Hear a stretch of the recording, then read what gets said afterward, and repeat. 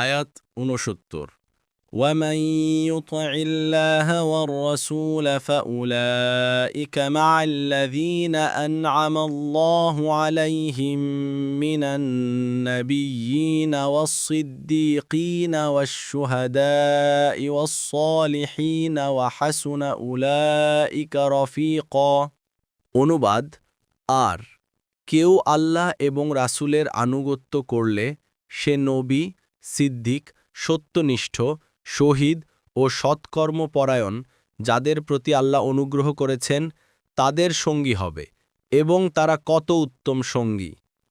তাফসীর ১ নম্বর ফুটনোটের বিবরণ। সিদ্দিক বলতে এমন ব্যক্তিকে বোঝায় যে পরম সত্যনিষ্ঠ ও সত্যবাদী, তার মধ্যে সততা ও সত্যপ্রিয়তা পূর্ণমাত্রায় বিরাজমান থাকে। সে নিজের আচার-আচরণ ও লেনদেনে সে হামেশা স্পষ্ট ও সরল সোজা পথে অবলম্বন করে। সে সবসময় সাচ্চাতিলে হক ও ন্যায় নীতির সহযোগী হয়। সত্য ও ন্যায় নীতি বিরোধী যে কোনো বিষয় বিরুদ্ধে সে পর্বত সম অটল অস্তিত্ব নিয়ে রুখে দাঁড়ায়। এক্ষেত্রে সামান্যতম দুর্বলতাও দেখায় না। সে এমনই পবিত্র ও নিষ্কলুষ চরিত্রের অধিকারী হয় যে তার আত্মীয় অনাত্মীয় বন্ধু শত্রু আপনপর কেউই তার কাছ থেকে নির্লজ্জ ও নিখাত সত্যপ্রীতি সত্য সমর্থন ও সত্য সহযোগিতা ছাড়া আর কিছুরই আশঙ্কা করে না। কোনো রকম দ্বিধা সংকোচ ও বিরোধিতা তাদের মনে কখনো স্থান পায় না। আবু বকর রাদিয়াল্লাহু আনহু প্রমুখ। ২ নং ফুটনোটের বিবরণ। সলেহীন বা সৎকর্মশীল বলতে এমন ব্যক্তিকে বুঝায় যে তার নিজের চিন্তাধারা আকীদা বিশ্বাস ইচ্ছা সংকল্প কথা ও কর্মের মাধ্যমে সত্য সরল পথে প্রতিষ্ঠিত থাকে। এর সাথে নিজের জীবনের সৎ ও সুনীতি অবলম্বন করে, আর যারা প্রকাশ্য ও গোপন সব ক্ষেত্রেই সৎকর্মসমূহের অনুবর্তী। ৩ নং ফুটনোটের বিবরণ। জান্নাতের পদমর্যাদাসমূহ আমলের ভিত্তিতে নির্ধারিত হবে। জান্নাতীদের পদমর্যাদা তাদেরই আমল তথাকৃত কর্ম অনুযায়ী নির্ধারিত হবে। প্রথম শ্রেণীর লোকদেরকে আল্লাহ তাআলা নবী রসুলগণের সাথে জান্নাতের উচ্চতর স্থানে জায়গা দেবেন এবং দ্বিতীয় শ্রেণীর লোকদেরকে নবীগণের পরবর্তী মর্যাদার লোকদের সাথে স্থান দেবেন। তাদেরকে বলা হয় সিদ্দিকীন। অতঃপর তৃতীয় শ্রেণীর লোকেরা থাকবেন শহীদগণের সাথে, আর চতুর্থ শ্রেণীর লোকেরা থাকবেন সলেহীনদের সাথে। সার কথা, আল্লাহ তাআলার আনুগত্যশীল বান্দাগণ সে সমস্ত মহান ব্যক্তিদের সাথে থাকবেন যারা আল্লাহ তাআলার নিকট সর্বাধিক সম্মানিত ও মকবুল। রসূল সাল্লাল্লাহু আলাইহি ওয়াসাল্লাম ইরশাদ করেছেন, জান্নাতবাসীরা নিজেদের জানালা দিয়ে উপরের শ্রেণীর লোকদেরকে তেমনিভাবে দেখতে পাবে যেমন পৃথিবীতে তোমরা সুদূর দিগন্তে নক্ষত্রকে দেখো। বলা হল, হে আল্লাহর রসূল, এরা কি শুধু নবী রসুলগণ?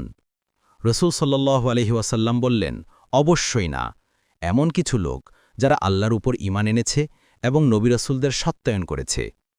তাই যারা রাসূল সাল্লাল্লাহু আলাইহি ওয়াসাল্লামের সান্নিধ্য ও নৈকট্য লাভে ধন্য হতে চাইবে তাদেরকে তা রাসূল সাল্লাল্লাহু আলাইহি ওয়াসাল্লামের ভালোবাসার মাধ্যমেই লাভ করতে হবে।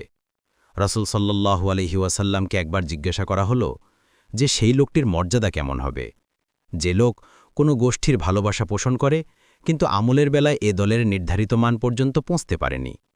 রাসূল সাল্লাল্লাহু আলাইহি ওয়াসাল্লাম বললেন, প্রতিটি লোকই যার সাথে তার ভালোবাসা তার সাথে থাকবে। আনাস রাদিয়াল্লাহু আনহু বলেন, পৃথিবীতে কোনো কিছুতেই আমি এতটা আনন্দিত হইনি যতটা এ হাদিসের কারণে আনন্দিত হয়েছি। কারণ এ হাদিসে সুসংবাদ দেয়া হয়েছে যে রাসূল সাল্লাল্লাহু আলাইহি ওয়াসাল্লামের সাথে যাদের গভীর ভালোবাসা রয়েছে তারা হাসরের মাঠেও তার সাথেই থাকবেন। বুখারী ৬১৬৭, মুসলিম ২৬৩৯। অন্য বর্ণনায় এসেছে, এক সাহাবী রাসূলুল্লাহ সাল্লাল্লাহু আলাইহি ওয়াসাল্লামের কাছে এসে বললেন, হে আল্লাহর রসূল, নিশ্চয়ই আপনি আমার কাছে আমার নিজের আত্মার চেয়েও প্রিয়।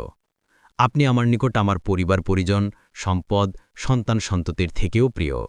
আমি আমার ঘরে অবস্থানকালীন আপনার কথা স্মরণ হলে যতক্ষণ পর্যন্ত আপনাকে না দেখি ততক্ষণ স্থির থাকতে পারি না।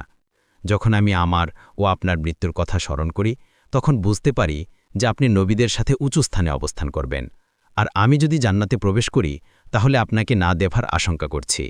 রাসূলুল্লাহ সাল্লাল্লাহু আলাইহি ওয়াসাল্লাম সাহাবীর কথার তাৎক্ষণিক কোনো জবাব দিলেন না। শেষ পর্যন্ত জিবরিল আলাইহি ওয়াসাল্লাম এই আয়াত নাজিল করলেন, অন্য বর্ণনা এসেছে, আয়েশা রাদিয়াল্লাহু আনহা বলেন, আমি শুনেছিলাম যে নবীদেরকে মৃত্যুর পূর্বে দুনিয়া ও আখেরাত যে কোনো একটি বেছে নেওয়ার অধিকার দেয়া হয়। অতঃপর রাসূল সাল্লাল্লাহু আলাইহি ওয়াসাল্লাম যে অসুস্থতার পর মারা গেলেন, সে অবস্থায় তার মুখ থেকে এ আয়াত শুনতে পেলাম। তখন আমি বুঝলাম যে তাকে এখতিয়ার দেয়া হয়েছে আর তিনি আখেরাত বেছে নিয়েছেন। বুখারী 4435, মুসলিম 2444।